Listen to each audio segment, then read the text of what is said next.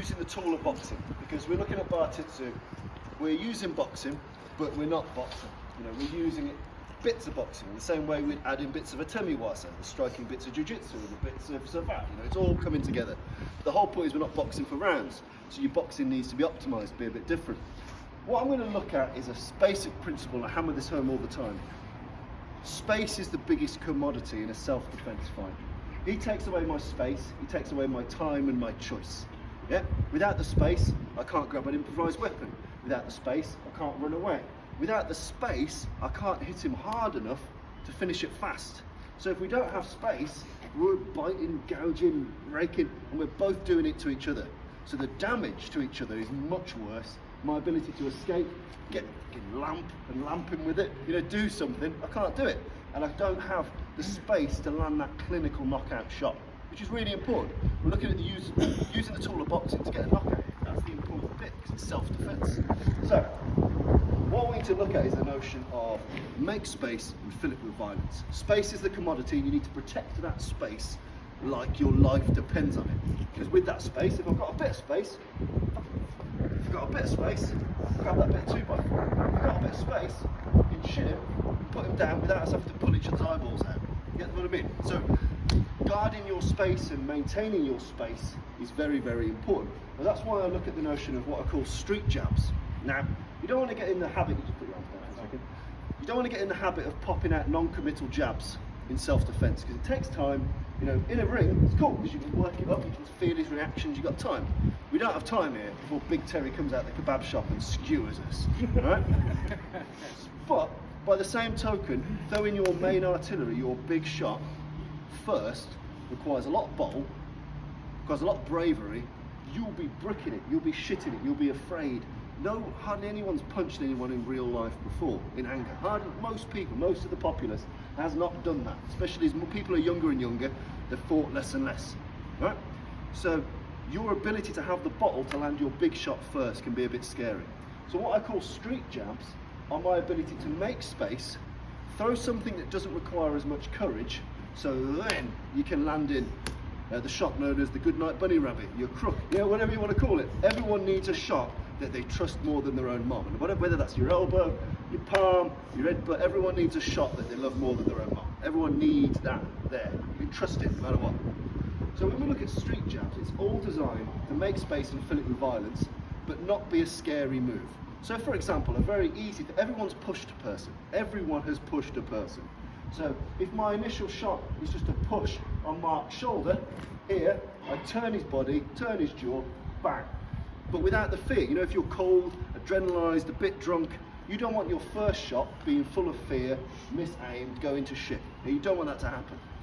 But as soon as you've done something before it, everything feels a lot more confident. So if I can go from push, bang, it's nice and simple. Yeah? I might just push him poke him in the throat, poke, bang. Yeah? You might poke him in the eyes, bang. You might use this yoke hand strike. So you're going here, you're making space. All of these maintain my space. They don't cost me a lot of energy, and if I fuck up the targeting, it doesn't matter. Take this, yoke hand strike, right? If I get him in the throat, bang, wonderful. But if I fuck it up and get him in the nose, doesn't matter. Doesn't matter. I don't need a lot of power, doesn't take a lot of commitment. I can put something out there that doesn't fill me with fear and dread, and then that gives me the bottle to throw something really hard. So I want you to get used to the notion of make a space and fill it with violence. So get used to things that are a bit more long range. So it could be just tapping him in the eyes, tap him in the eyes, then that forward step. Yoke hand in the throat, forward step. Yeah? Then get used to compressed range. So if Mark's here, we want to make a space and fill it with violence. Yeah. So here, now I don't have many hand options to make some space. I've made space and filled it with violence. Yeah? Headbutt. And also, we can learn from professional wrestling in that you need to sell a move. He has to believe that the move is on.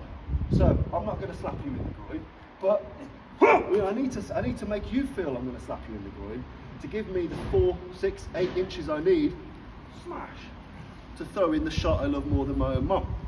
So an exercise is, throughout the 360 of my body, come from the side parts here, I need to think, as he's closing my space, what can I do here to make space and fill it with violence? It might just be, put my fingers in his toe.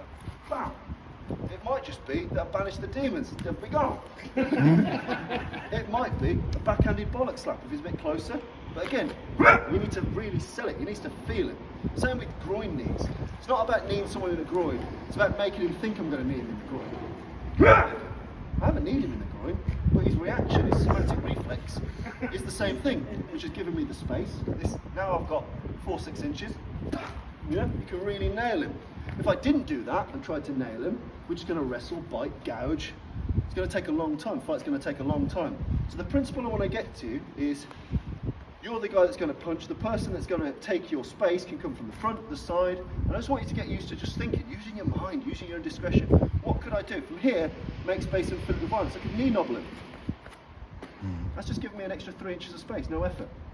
No special skill, you know? From here, knee nobble. Bang, simple stuff. If Mark attacks me from the side or behind, what I might need to do, I might just do a backhand open slap. Bang.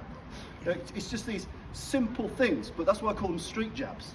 Their job is to not hurt you, be easy to throw, be things you've done since a child. Push, shove, poke, tap, slap. These are all things we do every day, especially as kids, so we're used to it. It doesn't feel scary, and then, boom, that's where we can get in our shot. So fire the street jab to own your space a bit more, and then fill it with violence. Switch your partners and give it a go.